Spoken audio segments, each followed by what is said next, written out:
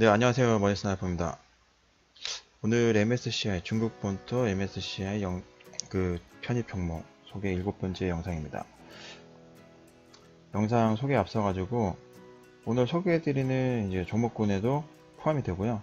지금 현재 이제 미중 무역 전쟁이 있어가지고 아주 중요한 이슈 중에 하나이죠. 그 부분 좀 설명을 드리고 본격적으로 본 내용 들어가도록 하겠습니다. 지금 이제 북미 정상회담이 끝나고 나서 미국과 중국 간의 관계가 표면적으로 볼 때 매우 긴밀한 관계로 바뀐 건 사실이에요. 보시면은 중국에서 지속적으로 이제 북한에 단체 관광객들을 보내기 시작했고요. 이제 대외적인 이제 표시인 거죠. 중국은 북한과 이렇게 긴밀한 관계에 있다. 우리를 빼놓고 얘기하려고 하지 마라. 그리고 우리는 북한에 이 정도로 큰 영향력을 행사하고 있다. 뭐 이렇게 단순히 관광객만 가는 건 아니고요. 실제 이제 중국의 부호들이 북한에 가서 부동산도 사기도 하고 뭐 지금 그런 상황입니다. 그리고 역으로 북한 같은 경우도 이제 신규 노선을 중국으로 이제 편입을 해서 여행객 교류가 이제 시작이 되는 거죠. 근데 이런 부분들 자체가 지금 미국한테는 눈에 가십니다. 그래서 지금 2018년도 7월이 정말 최근 기사죠. 지금 그래서 미국이 요구하는 거죠. 이제 중국에게 그러지 말라. 좀 거슬린다. 뭐 한마디로 거슬린다는 거죠. 찜찜하다. 이렇게 얘기를 하는 거고. 그래서 실제 이제 미국이 이렇게 불만을 얘기를 했더니 보시면은 이제 하단에 빨간색 박스에서 나오죠. Sales of a certain group package to North Korea from China have been suspended. 그러니까 이제 그 패키지 단체 관광 상품들이 이제 북한으로 가는 상품들이 이제 다 이제 판매 잠정적으로 중단이 됐고요. 지금은 그래서 이제 아직까지는 중국이 미국의 눈치를 보고 있다 이렇게 보시면 될 것 같습니다. 그리고 또 하나 이제 중국이 미국한테 좀 거슬리게 하는 부분은 뭐냐면은 아직까지는 얘기하고 있잖아요. 지금은 이제 자동차 관세라든지 이제 콩에 대한 관세 이런 부분만 지금 중국이 얘기를 하고 있거든요.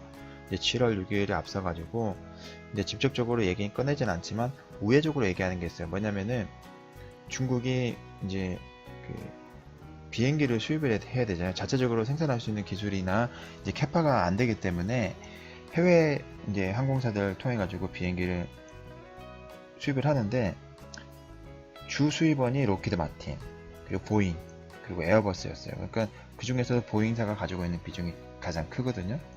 근데 최근에 이제 에어버스를 통해 가지고 비행기 30대를 구매 계약을 했죠. 이 부분이 미국한테는 상당히 거슬릴 겁니다. 보시면은 2017년도 12월 29일 날 이제 블룸버그에서 예측한 부분인데 뭐냐면은 2036년까지 중국은 신규 비행기를 7,240대를 구매할 계획이래요. 그리고 그 규모는 얼마냐고 보니까 1.1 트릴리언, 그러니까 1.1조 달러죠. 그러니까 약 1조 달러만 하더라도 어마어마한 겁니다. 이게 얼마냐면은 우리나라 1년 예산이 400조인데 1230조 정도를 비행기 산대요. 그리고 대한항공이 가지고 있는 비행기 대수가 179대인데 7,240대를 산답니다. 중국에서. 눈독 들일만 하죠. 근데 아직까지는 중국이 이 비행기 수입이나 구매 계획에 대한 부분은 언급이 없어요. 다만 우회적으로 이제 에어버스랑 계약을 하면서 이제 미국한테 간접적인 이제 액션을 취하고는 있습니다. 네, 이제 본 내용으로 들어가도록 할게요. 오늘 소개해드릴 종목은 총 4개 종목인데요. 보시면은 모두 다 이제 상해 시장에 상장이 되어 있고요. 에어차이나 601111 그리고 남방항공 600029 동방항공 600115 그리고 춘추항공 601021 이렇게 4개의 항공사를 소개해 드리도록 하겠습니다. 지금 오늘부터 해가지고 저는 개인적으로 이제 편입하기 시작한 종목이 이 중에도 한 종목이 하나 있습니다. 보시면은 우선 2016년도 기준으로 마켓쉐어를 보면은 에어차이나가 24.6 그리고 남방항공이 28.8 동방항공이 21.3 그리고 춘추항공이 여기는 마켓시아는 표시는 안 되고요. 그러니까 기타 항공사로 분류가 되어 있는데 지금 왜 하이난 에어라인이 편입이 안 돼 있고 춘추항공이 편입이 되어 있지? 이렇게 생각하실 수도 있어요. 그건 이유는 뭐냐면은 MSCI의 하이난 에어라인은 탈락이 됐고요. 그리고 현재 거래가 중지 중입니다. 이게 좀 뉴스가 좀 이슈가 있는데 이거는 좀 내용은 여기서 설명한 건 생략하도록 하고요. 지금 편입되어 있는 종목 4개 에어차이나, 그리고 남방항공, 동방항공, 그리고 스프링 에어라인 보시면은 이게 다 계열사들이에요. 이렇게 에어차이나 아래로 항공사들, 남방항공 아래로 항공사들, 그리고 동방항공 항공사들 아래로 항공사들, 그리고 기타 항공사, 이렇게 해서 중국에는 아주 많은 항공사들이 있습니다. 근데 지금 여기 스프링 에어라인을 제외하고 지금 여기 있는 중요 항공사는 3대 항공사라고 하면은 남방, 동방, 그 에어차이나 이렇게 3개가 되는데 중국 국제항공이죠. 이게 이 3개는 다 국유 기업이라고 보시면 되세요. 국유 기업. 그리고 이제 스프링 에어라인은 민간 기업이고요.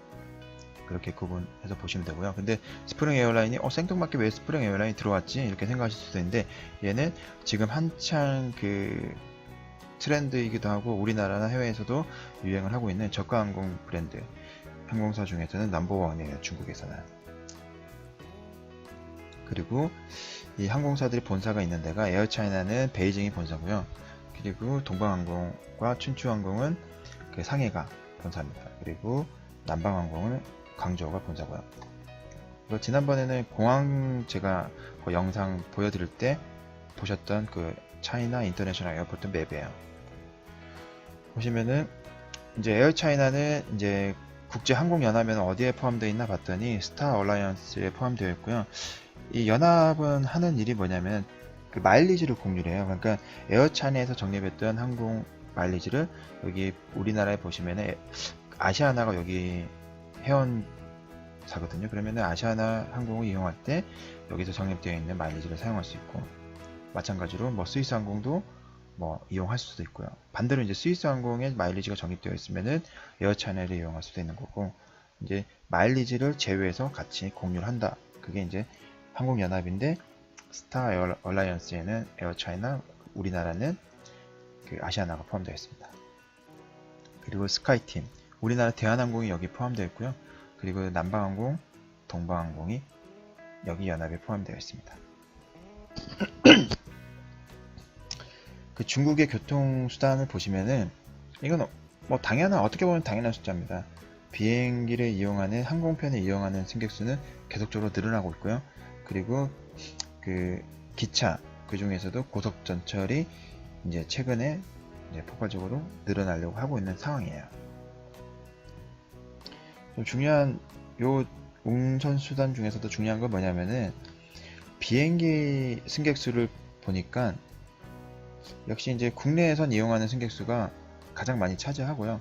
그리고 점차적으로 늘어나고 있는 게 국제선 이용자 수예요. 앞으로는 이 국제선을 이용하는 승객수에 따라서 항공사의 마진율이 많이 크게 이제 좌우를 하게 될 겁니다. 지금 좀 이 자료는 좀 유의해서 볼 필요가 있는데요. 보시면은 승객수가 가장 많은 3대 항공 공항을 보게 되면은 베이징, 상해, 푸동, 광저우 이렇게 공항이 차지를 하고 있어요.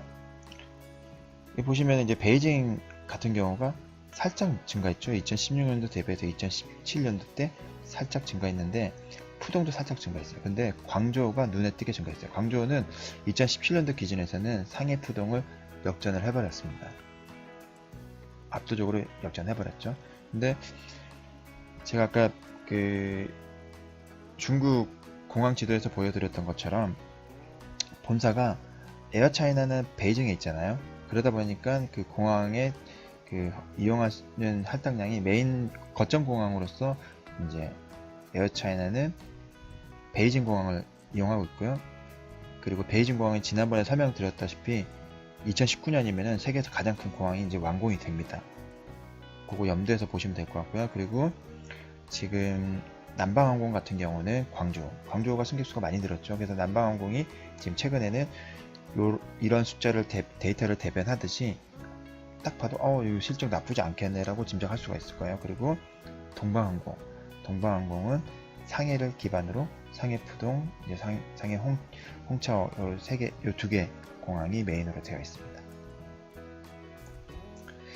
그리고 국제선 이용을 보게 되니까 그 장거리 이용하는 데는 에어차이나가 많아요. 에어차이나가 진한 이제 빨간색으로 되어 있는 요 표시가 에어차이나인데, 지금 유럽을 가거나 아프리카를 가거나 이제 북미를 갈 때는 에어차이나를 이용하는 승객수 비중이 많고요. 근데 여기서 이제 장거리 이용에서는 하나 좀 눈에 띄는 건 뭐냐면은 그 사우스 웨스트 퍼시픽 이쪽이 이제 호주 지역인데, 호주 지역을 갈 때는 남방항공을 이용을 많이 하네요. 남방항공이 차지하는 비중이 한 50% 정도. 그리고 중동 지역 갈 때도 남방항공을 이용합니다. 이제 이런 부분에서 정말로 이제 항공주에 좀 관심을 가져볼 만한 이유는 뭐냐면은 DBS 이제 리포트 발표한 내용을 보면은 중국의 이제 항공산업은 황금기에 접어들었다고 해요. 그 이유는 GDP도 이제 안정적으로 성장을 했고, 이제 개인들 소득 수준이 늘어나다 보니까 이제 비행기를 이용하는 승객 수가 많이 늘어날 걸 예상하고 있는데, 그 숫자를 어느 정도 예상하냐면은 2036년까지 지금부터 한 20년 동안 3배 정도 늘어난대요. 지금 승객수 대비해서. 엄청난 거죠. 시장이 그냥 3배가 커지는 거예요. 그냥 단순하게 숫자를 보면은 그 정도로 예측을 하고 있는 거고요.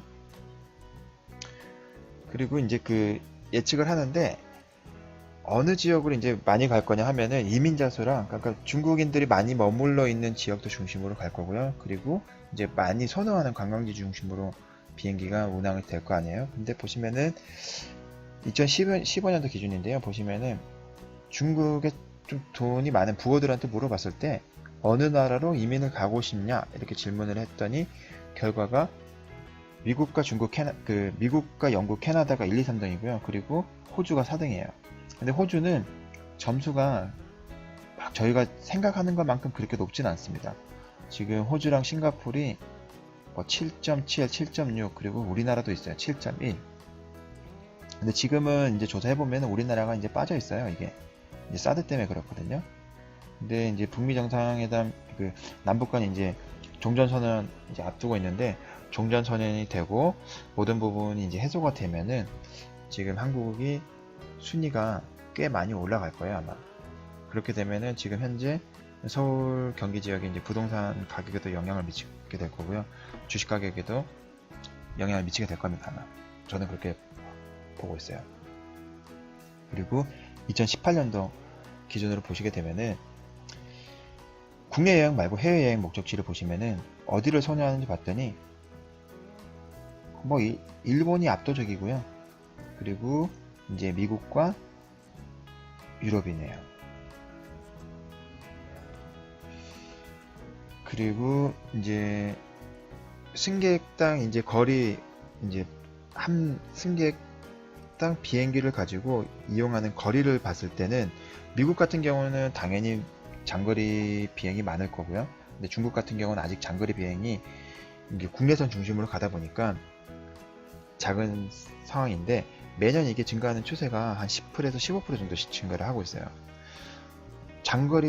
장거리가 비행이 많으면 많을수록 마진이 올라가거든요. 근데 장거리 비행도 많고 승객 수도 앞으로 한 3배 정도 지금보다 늘어난다고 하면은 지금 이 숫자들이 아마 지금 미국의 선진국에 있는 항공사들만큼 올라가지 않을까 생각을 하고 있어요. 지금 보세요. 지금 GDP가 수준이 미국이랑은 아직은 갭이 크죠. 중국이. 그리고 이거는 중국의 데이터는 아니고요. 지금 현재 GDP가 한 3% 증가를 했을 때 승객 수는 한 4.2% 증가를 하고요. 그리고 장거리 비행이 한 5% 정도 증가를 한대요. 감안을 했을 때는 중국이 매년 경제 성장률이 한 6, 7% 되니까 승객 수는 이거보다 더 늘어날 거고요. 그리고 장거리 비행 수도 뭐 월등히 증가를 하겠죠. 그렇기 때문에 중국이 다른 산업도 마찬가지지만 항공 산업은 정말로 이제 고성장 산업으로 보시면 될 것 같습니다. 그리고 이제 스카이렉스에서 그 조사를 했을 때 세계 이제 100대 항공사 그 중에서 과거에는 우리나라 항공사가 상위급의 랭크가 되어 있었는데 지금 많이 이제 하락한 상태예요. 지금 아시아나가 20등이고 대한항공이 34등이에요. 근데 지금 이거는 더 빠질 것 같아요. 지금 여기 말고 다른 데서 조사한 걸로 따져보면은 최악의 항공사에 지금 대한항공이 포함되어 있거든요.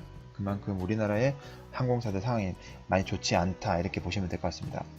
그리고 반대로 중국 항공사 같은 경우는 남방항공이 23등, 동방항공이 72등, 그리고 에어차이나가 98등.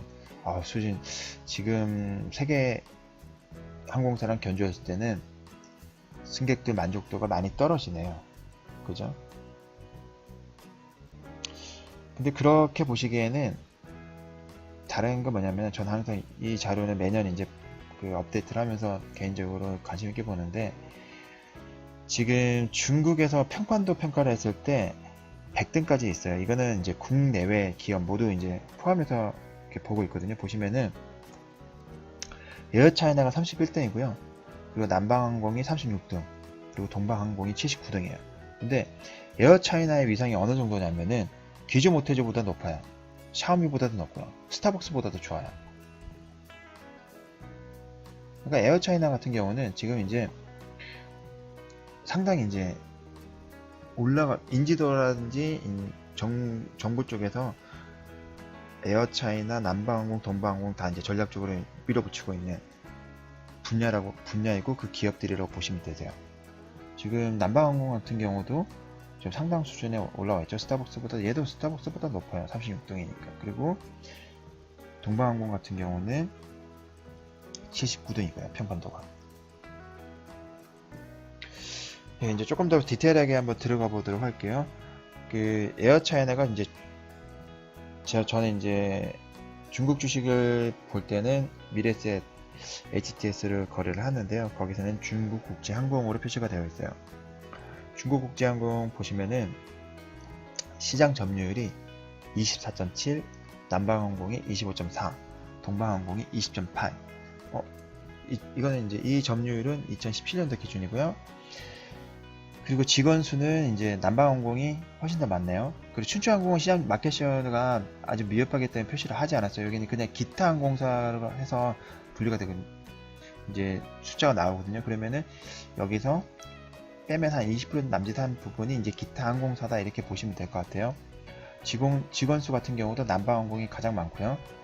춘추항공 같은 경우는 뭐 그 소규모다 보니까 승객 수는 작아요. 그리고 지금 7월 2일자 기준, 이제 종가 기준으로 보게 되면은 중국국제항공이 한 8.09위안, 남방항공이 7.74, 동방항공이 6.14위안, 춘추항공이 33.64위안. 단일 주가는 춘추항공이 높은데 시가총액은 이제 중국국제항공이 에어차이나가 제일 커요. 그리고 부채 비율은 이제 남방항공이 좀 높은 편이고요.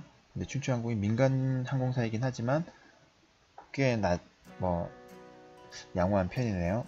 매출액 기준으로 보면은 매출액은 중국 국제항공이나 남방항공이나 수준은 비슷합니다. 보시면은 그리고 춘추항공은 지금 동방항공의 한 10분의 1 정도 수준이 되고요.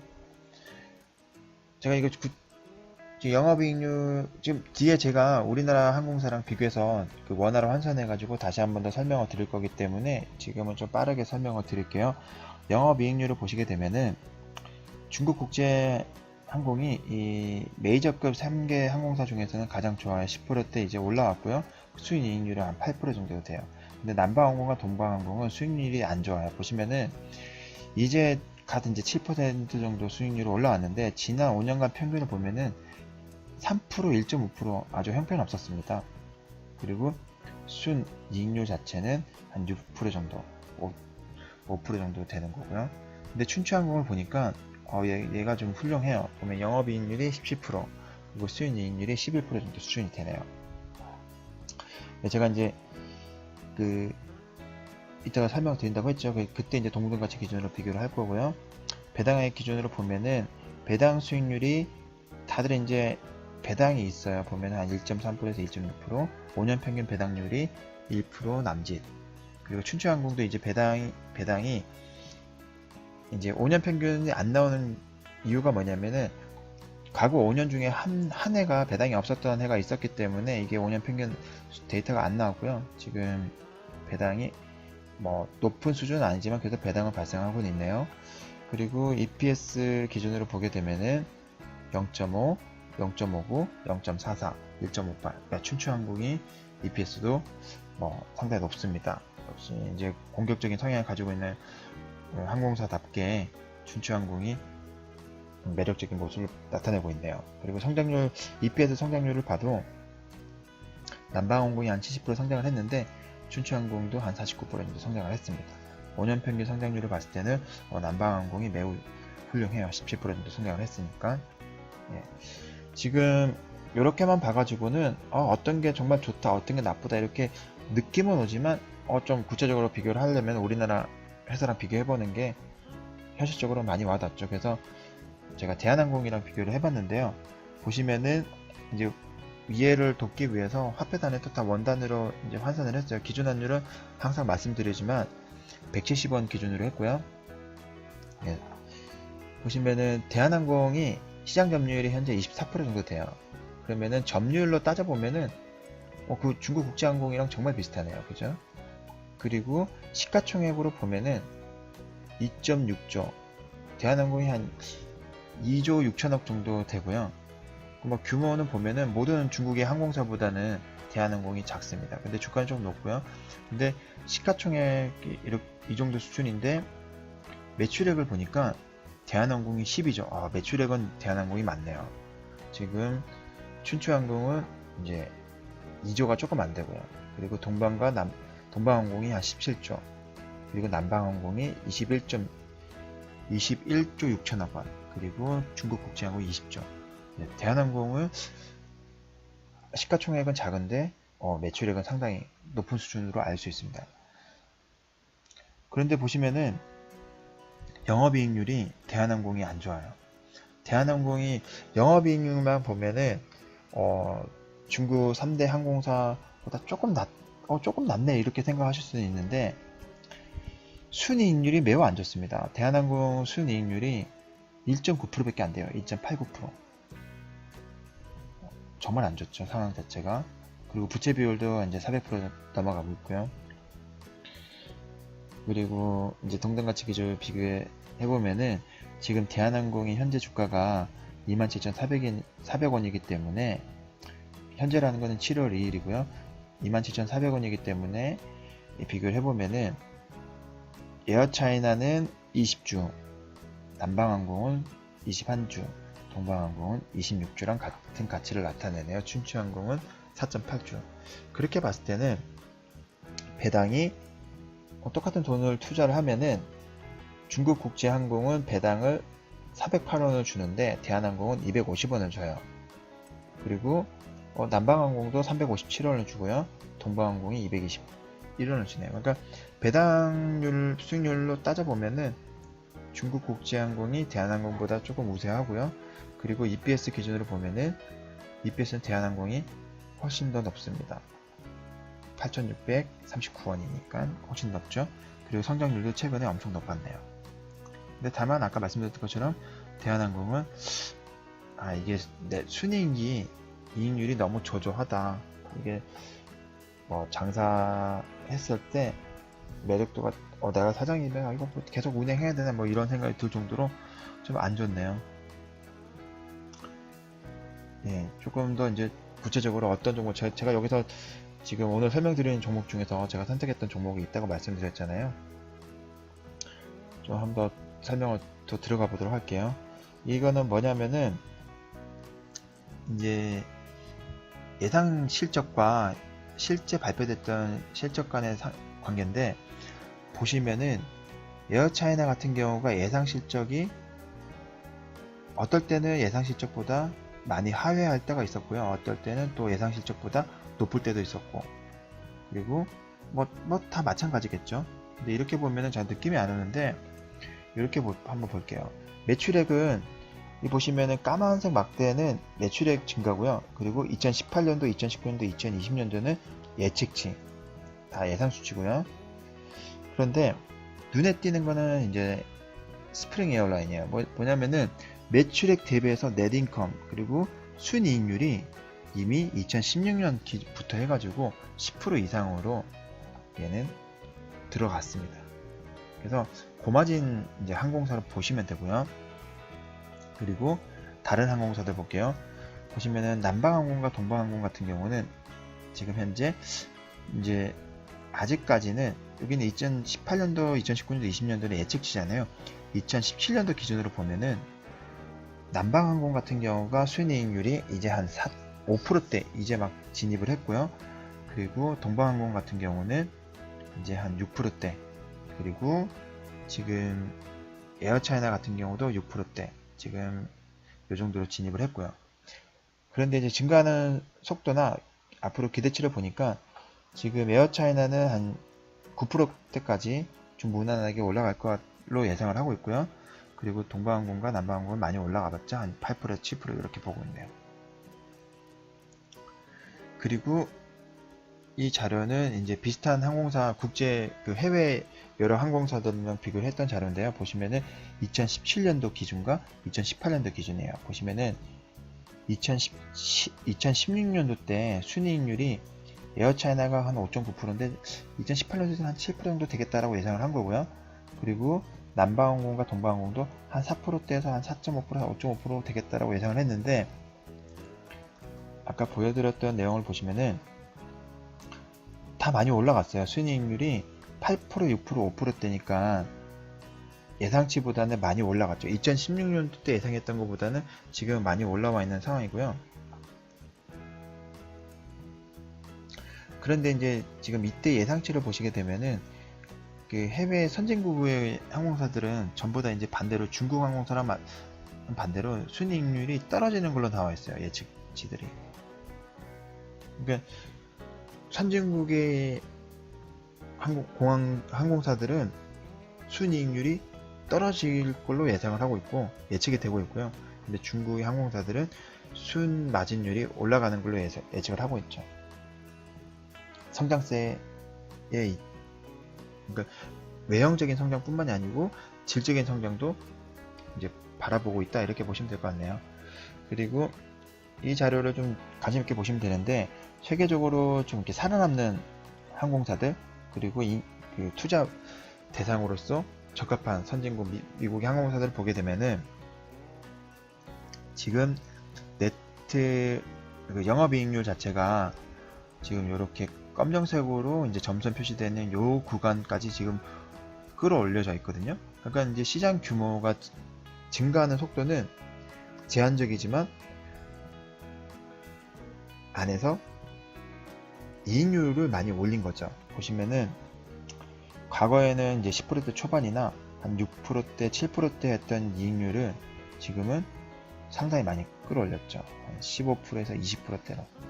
여기서 눈에 띄는 거는 아메리칸 에어라인이 정말 눈에 띄네요.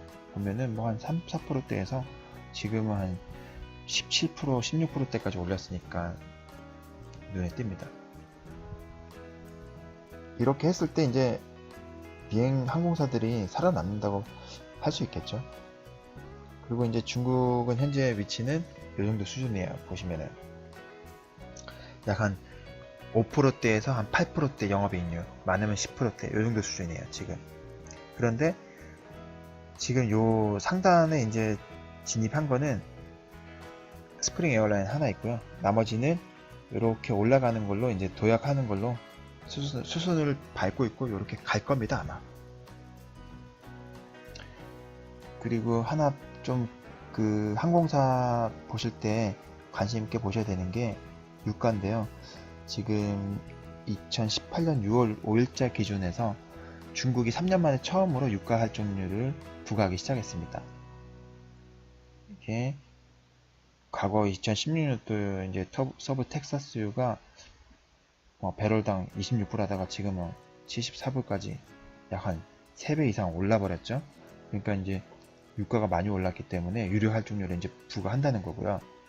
이 얘기는 뭐냐면은 유가가 올라가면은 항공사들 입장에서는 들어가는 비용이 증가하는 거랑 바로 직결되는 거잖아요.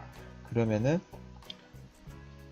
이 연료가, 그러니까 그 유가가 인상됐을 때 기업 이익률 마진에 미치는 영향을 봤더니 에어차이나가 가장 덜 민감해요. 그리고 남방항공이 제일 민감하고요. 영업이익이 빠지는 게 한 4.8% 5% 빠지고요. 근데 그 에어차이나 같은 경우는 그 한 절반 정도, 그리고 동방항공 같은 경우는 한 3.1% 정도 빠지는 걸로 나와 있어요. 그러니까 이 얘기는 뭐냐면은 유가가 올라갔을 때 에어차이나가 받는 타격이 다른 항공사들 대비해서 조금 덜 하구나, 이렇게 보시면 될 것 같습니다. 그리고 에어차이나는 이제 역시 그 정부가 가지고 있는 주식 비율이 상당하고요. 거의 뭐 국유기업으로 보셔도 무방할 것 같습니다. 근데 여기서 보시는 것처럼 다 에어라인 트랜스포테이션, 그러니까 운송수단이 이제 뭐 99%고요. 그리고 중국 내에서 일어나는 게 한 64%, 그리고 그 이외의 국가에서 이제 35% 정도 되는데, 성장률은 뭐 둘 다 한 6% 정도 성장을 했네요. 이 성장했다는 것 자체는 운행 이제 빈도수를 얘기하는 건 아니고 수익을 얘기하는 겁니다. 수익이 한 6% 정도 증가했다, 이렇게 보시면 되는 거고요. 그리고 남방항공 보시게 되면은 남방항공도 국유 보유 비율이 상당히 높아요. 상당히 높고, 보시면은 국제항공에서 가져가는 수익 매출액 크기가 한 14% 정도로 상당히 많이 증가를 했습니다. 그리고 국내선도 10% 정도 증가를 했고요. 이거는 말씀드리지만 마켓시어가 아니고 매출액 비중입니다. 그리고 동방항공 같은 경우도 역시나 국유 기업이고요. 근데 여기서는 동방항공은 오히려 그 국내선은 6% 정도 증가를 했는데 국제선 같은 경우는 마이너스, 수입이 마이너스로 빠져버렸어요. 보시면은. 그리고 이제 스프링 에어라인 같은 경우는 이제 국유 기업이 아니고 민간 기업이고요. 그리고 중국에서는 매출액이 2016년도에서 2017년도 때 50% 성장했습니다. 국제선 4%, 홍콩, 마카오, 타이완 10%. 어마어마하죠. 그러니까 매력이 있는 거죠. 지금 제가 제일 처음에 보여드렸던 이 항공사별로 지배구조 보여드렸잖아요. 그 트리에서 제가 2016년도 기준 마켓시어 보여드렸었는데, 그때 에어차이나가 24.6, 그리고 남방항공이 28.8, 그리고 동방항공이 21.3%, 하이난이 13%, 기타 항공사 11.4%라고 설명을 드렸잖아요. 근데 이게 2017년도 기준으로 이렇게 바뀌었어요. 어떻게 바뀌었냐면은 에어차이나는 거의 변함이 없고요. 남방항공이 많이 줄었어요. 남방항공과 동방항공에서 항공, 그리고 하이난에서 뺏겼던 이 마켓이 기타 항공사로 넘어갔어요. 이 얘기는 뭐냐면은 저가 항공 브랜드가 크면서 이 메이저급 항공사에서는 에어차이나는 시장을 지켰고요. 남방과 동방과 하이난은 시장을 뺏겼어요. 근데 이렇게 생각하시면 됩니다. 저 같은 경우도 제가 이용하는 항공사는 대한항공을 이용하게 되는데, 대한항공 이미지가 되게 좋잖아요. 근데 대한항공에서 아시아나로 바꾸고 싶어도 바꾸지를 못해요. 왜냐하면 마일리지가 이제 저는 이제 신용카드라든지 이런 마일리지 적립을 대한항공 중심으로 이전부터 하다 보니까 저희는 마일리지를 제가 상당히 많이 적립을 했거든. 저희 가족 패밀리 마일리지가. 지금 그래서 마일리지가 수준이 어느 정도 되냐면은 저희 애랑 와이프랑 저랑 가족 마일리지로 합산을 해서 지금 몰디브 왕복 항공권이, 가족 항공권이 나오고도 지금 마일리지가 지금 동남아 미주까지 갈 수 있는 왕복 항공권이 발매할 수 있을 정도로 지금 남아 있어요. 지금 그 정도로 마일리지가 많이 적립이 되어 있는데, 한번 이제 대한항공에 대한 이제 뭐 이 회사가 성에 어떻든 간에 마일리지 적립 한번 하기 시작하니까 이제 로열티인 거죠. 이제 충성도가 생기게 되는 건데, 마찬가지로 에어차이나가 아까도 보여드렸다시피 자국에서는 평판도가 상당히 높아요. 그래서 충성도가 상당히 높은 항공사로 보시면 되고요. 그리고 지금 이제 저가 항공이 뜨면서 나머지 항공사들이 이 시장이 뺏기고 있다, 이렇게 보시면 될 것 같습니다. 그리고 제가 아까 보여드렸던 그 공항 맵이었는데요. 이게 좀 의미가 있어요. 이게 다시 한 번 더 보시면은 제가 앞에서 보여드렸던 지도에서 제가 요거에 동그라미 요 3개 친 거거든요. 이제 완전히 좀 다르게 보이지 않나요? 무슨 얘기냐면은 다른 항공사들 같은 경우는 그 본사가 있는 공항 중심으로 이렇게 움직이거든요. 그런데 에어차이나 같은 경우는 이 메인 그 공항으로 이용하는 게 에어차이나는 베이징이 2019년도 때 세계에서 가장 큰 공항이 이제 완공이 된다고 말씀드렸죠. 베이징이고요. 근데 심천 그리고 여기 청두 요 세 개가 가장 많은 이용을 하게 돼요. 에어차이나가. 그러면 이게 삼각형을 딱 그리면은 내국인들 이용하는 거나 노선이나 국제선을 이용할 때도 에어차이나가 전략적으로 중국 정부에서 미는 항공사구나 이렇게 짐작을 하실 수가 있어요. 보시면 실제 지금 그렇게 방향이 흘러가고 있고요. 그래서 정리를 해보면은 좀 메이저급 항공사에서는 에어차이나 뭐 중국 대표 항공사고요. 시장 지배력도 있고 그 수익률 자체가 다른 항공사 대비해서 높기도 하지만 안정적이면서도 지금 현재는 유가가 많이 올라가고 있는데 지금 고유가 시대에서도 좀 이익률에서는 타격을 덜 받을 항공사로 볼 수 있고요. 그리고 좀 공격적으로 투자를 한다. 그리고 높은 수익률, 좀 저가 항공 시장에 대해서 메리트를 가진다고 하면은 스프링 에어라인이 매력 있는 투자처가 될 수 있을 것 같습니다. 그리고 유가 변동성에 대해서도 덜 민감하기도 한데요. 얘는 워낙에 고마진으로 만들어 있기 때문에 지금 시장의 변동성이 있어서도 매력이 있습니다. 성장성도 높고. 근데 한 가지 시장을 확장함에 있어 가지고 지금 엄청나게 많은 저가 항공사들이나 이제 계열사 항공사들이 있는데 이 시장이 교통 정리가 들어가는 단계가 되면은 과연 이 소규모 항공사들이 얼마나 버텨내고 생존할 수 있는가가 관건일 것 같아요. 그래서 그런 부분만이 조금 이제 위험 요인으로 볼 수가 있을 것 같네요. 저는 에어차이나를 매수를 했고 매수를 하고 있습니다. 지금 현재 중국 포트에서 가지고 있는 앞으로 목표하는 비중은 한 10% 정도, 10%에서 많으면 한 20% 정도 생각을 하고 있고요. 지금은 주가가 빠진 게 비정상적으로 빠졌어요. 지금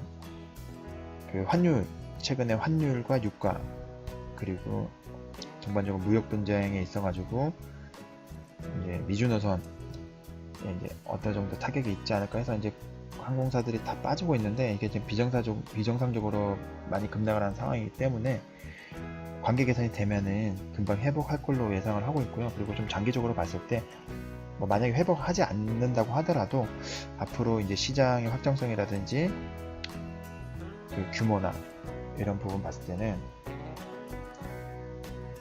공항주도 괜찮지만 항공주도 괜찮을 것 같다 생각해서 저는 에어차이나에 지금 지난번에 설명드렸던 상하이 자동차도 가지고 있고요. 그리고 에어차이나도 이제 편입을 하고 있습니다. 제가 오늘 준비한 영상은 여기까지고요. 이 영상이 마음에 드셨다면 좋아요 한번 꼭 눌러주시고 구독 버튼 눌러주시면 제가 다음에 준비한 영상도 받아보실 수가 있습니다. 오늘 준비한 영상은 여기까지입니다. 감사합니다.